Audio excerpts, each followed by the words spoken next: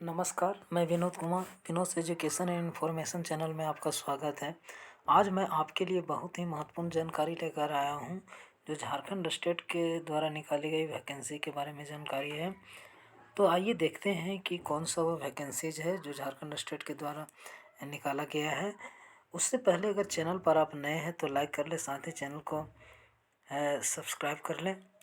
और मैं आपको इसमें बताता हूँ कि इसके लिए क्या ज़रूरी है रिक्वायरमेंट।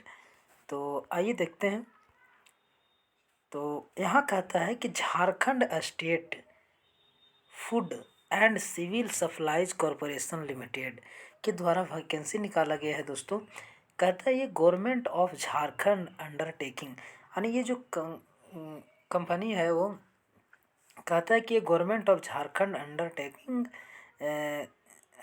के झारखंड सरकार जो है ये कार्यरत है। कहता है कि invitation of application for recruitment of accounts officer on contract basis, यानी इसमें अकाउंट ऑफिसर का जो है कॉन्ट्रैक्ट बेसिस पर जो है बहाली निकाले गया है। इसमें कॉन्ट्रैक्ट बेसिस है। अब कहता है कि Jharkhand state food and civil supplies corporation is a government company.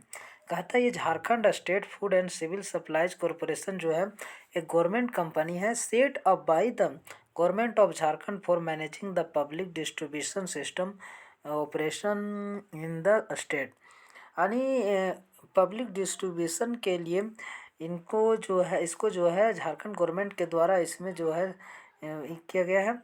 आगे चलते हैं, देख लेते हैं इसका जो भरने के लिए मुझे फॉर्म फिल करने के लिए क्या ज़रूरी है। अब यहाँ पर दिया है सीरियल नंबर 1 2 3 पोस्ट के लिए निकाला गया है, और यहाँ नेम ऑफ पोस्ट है, फिर ये दिया है और नंबर ऑफ पोस्ट इस तरह से दे दिया है। यहाँ अकाउंट्स ऑफिसर का दोस्तों जो पेमेंट होगा वो 65,000 होगा, यानी 65,000 पर मंथ होगा।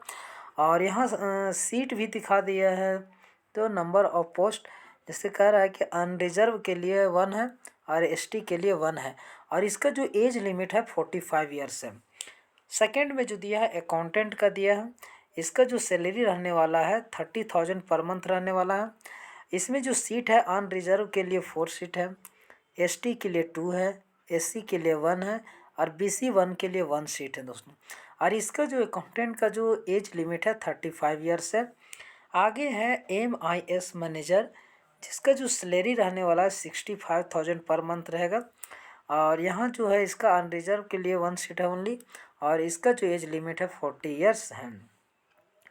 टर्म एंगेजमेंट यहाँ दिया हुआ है दोस्तों, और यहाँ जान लेते हैं जो ज़रूरी चीज़ है। कहता है कि last date for receiving the application is, यानी लास्ट डेट जो है एप्लीकेशन को रिसीव कर सकता है 3/3/2000, यहाँ पर सॉरी यहाँ पर कहता है कि 3 मार्च 2022 till 5 PM on all working days from 10 AM to 5 PM except holidays. यानी कह रहा है यहाँ पर कि आपका जो एप्लीकेशन है वो रिसीव कर सकता है 3 मार्च 2022 तक। कहता है कि शाम के 5 बजे तक कर सकता है, on all working days from 10 AM to 5 PM except holidays. Holidays छोड़कर बाकी बात जो है 10 बजे से 5 बजे तक आपके फॉर्म को वो रिसीव कर सकता है। Application received after this date and time shall not be considered, यानी अगर आपका एप्लीकेशन जो है 3 मार्च 2022 के बाद जाता है तो वो मान्य नहीं होगा। आगे देख लेते हैं जो जरूरी है। कहता है कि this concert application experience for the application format is available on the website, यानी जो आपको जो किस फॉर्मेट में भरना है, फॉर्म कहाँ से मिलेगा, तो उसके लिए इसके वेबसाइट पर झारखंड.gov.in पर जाके फिर आपको जाना होगा डिपार्टमेंट में, फिर फूड में, फिर public distribution and consumer affairs, फिर रिक्रूटमेंट में, और इस तरीके से वहाँ से आप फॉर्म निकाल पाएंगे। आगे यहाँ पर कहता है इसका दिया है एड्रेस दिया है managing director Jharkhand state food and civil supplies corporation limited JSFS building Kadru main road Ranchi और यहाँ पर 834002 इसका पिन दिया हुआ है। आगे देख लेते हैं क्या जो है, और इस तरीके से यहाँ पर क्वालिफ़िकेशन जो मांगा है, क्वालिफ़िकेशन अकाउंट्स ऑफिसर का जो क्वालिफ़िकेशन है, एजुकेशनल क्वालिफ़िकेशन कहता है क्वालिफ़िकेशन CA और MCOM along with MBA in finance और CA इंटर। कहता है कि क्वालिफ़िकेशन जो आपका CA होना चाहिए या MCOM होना चाहिए along with MBA in finance और CA इंटर। नॉलेज जो होना चाहिए कहता है computerised accounting, company law and taxation का उनको नॉलेज होना चाहिए। आगे एक्सपीरियंस इसमें मांगा जो है, कहता है experience 3 years post qualification experience, यानी पोस्ट क्वालिफिकेशन 3 इयर्स का को होना चाहिए और जो एज लिमिट है 45 इयर्स होना चाहिए।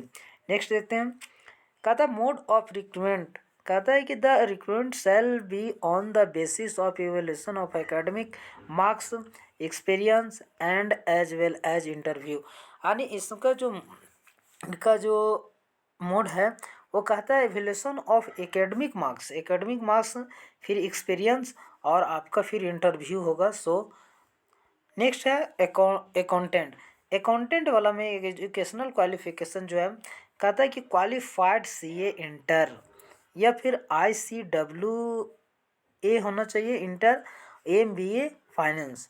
अब कहता है कि नॉलेज क्या होना चाहिए, tally, accountant, internet, basic taxation and knowledge of company accounts, यानी जो अकाउंटेंट के लिए अप्लाई करेंगे उनको tally, accountant, internet, basic taxation and knowledge of company accounts का ये सब नॉलेज होना चाहिए।